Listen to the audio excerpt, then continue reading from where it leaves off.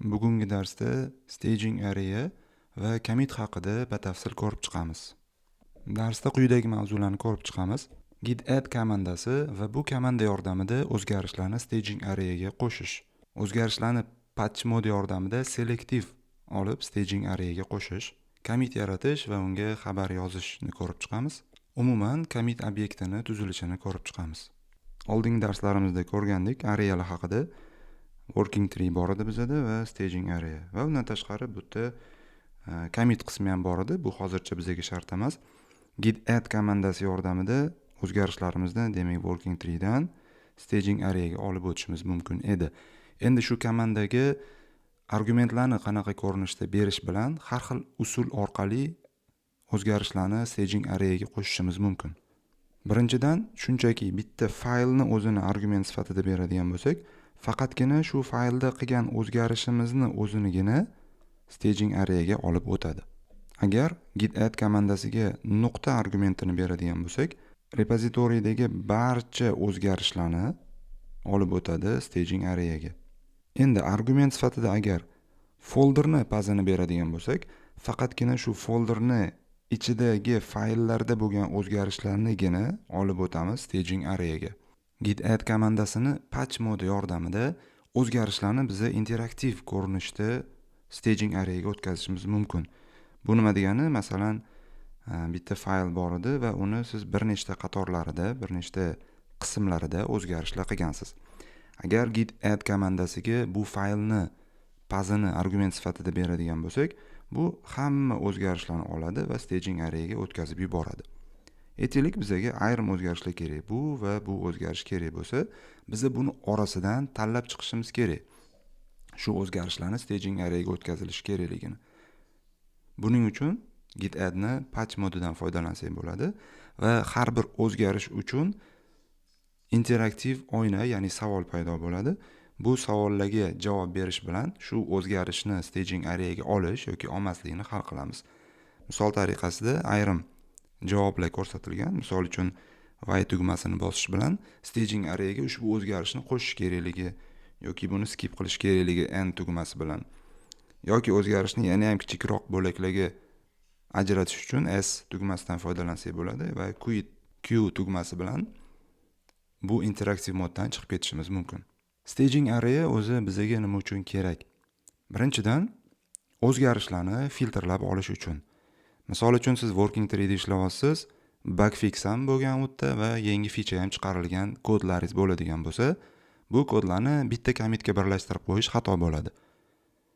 Alohida commitlarga ajratib olish uchun staging array dan foydalanishimiz mumkin. Buning uchun bitta tipga mansub bo'lgan o'zgarishlarni birinchi staging array ga o'tkazib olib commitga yuboriladi va undan keyin keyingi turdagi o'zgarishlarni olishimiz mumkin.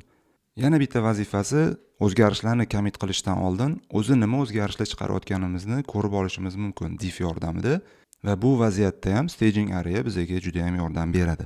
Undan tashqari, hozirgina o'rganib chiqqanimiz patch mod yordamida fayldagi, bitta dona fayldagi har xil o'zgarishlarni ham har xil commitlarga ajratib olishimiz mumkin. Staging array yordamida buni bemalol qilishimiz mumkin bo'ladi. Working tree da qilgan o'zgarishlarimizni staging array ga yig'ib olganimizdan keyin keyingi qiladigan ishimiz albatta commit yaratish bo'ladi. Buning uchun git commit komandasidan foydalanishimiz mumkin. Oddiy usulda git commit komandasiga shunchaki -m optioni orqali commit message yozib yuborishimiz mumkin. Agar commit message'ni bir nechta qatorda to'liqroq yozmoqchi bo'lsak yoki bizga editor ishlatib commit message yozish qulay bo'lsa, unda shunchaki git commit komandasini yozsak, message yozishimiz uchun bizga editor ochiladi. Agar git commit komandasini run qilganimizda staging array bo'sh bo'ladigan bo'lsa, unda hech qanaqa commit yaratilmaydi. Bunaqa holatda bizga commit kerak bo'ladigan bo'lsa, bo'sh bo'lsa ham, lekin commit kerak deydigan bo'lsak, allow empty optionidan foydalanib bo'sh commit yaratishimiz mumkin. Yozgan commit message'imiz sifatli va tushunarli bo'lishi uchun 7 ta tavsiya.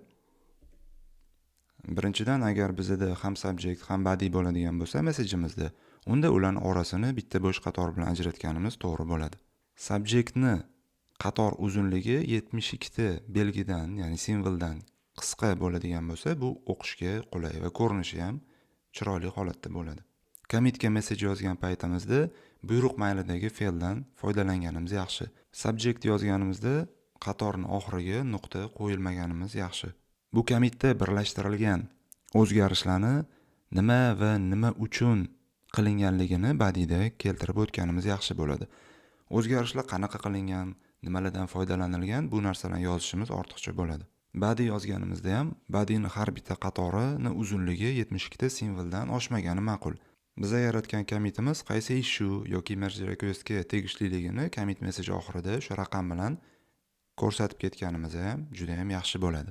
Commit message uchun keltirilgan example'da ko'rishimiz mumkin subjectdan keyin bitta qator bo'sh qoldirilgan va undan keyin body keltirilgan. Message oxirida ko'rishimiz mumkin issue raqami keltirib o'tilgan. Ya'ni 142 raqamli issue yopilganligini ko'rsatgan bu joyda.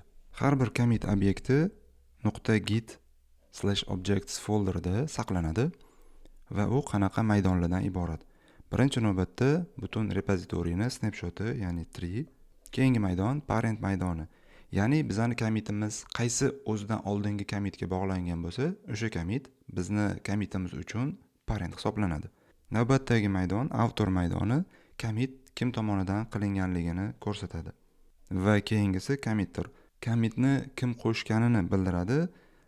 Albatta bu autor bilan boshida bir xil bo'ladi, lekin qachondir kimdir qilgan commitni biz rebase qiladigan bo'lsak, shu vaziyatda autor va committir bir-biridan farq qilishi mumkin.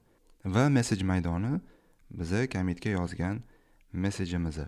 Bugungi darsimizga qisqacha xulosa qiladigan bo'lsak, git add komandasi yordamida aniq bitta fayl yoki bo'lmasam butun repozitoriyadagi o'zgarishlar yoki bironta folder ichidagi o'zgarishlarni staging arrayga olib o'tishimiz mumkin.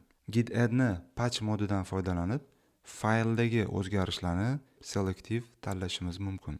Staging array bizaga o'zgarishlarimizni bitta commitga birlashtirib olish uchun va commit qilishdan oldin tekshirishimiz uchun kerak bo'ladi.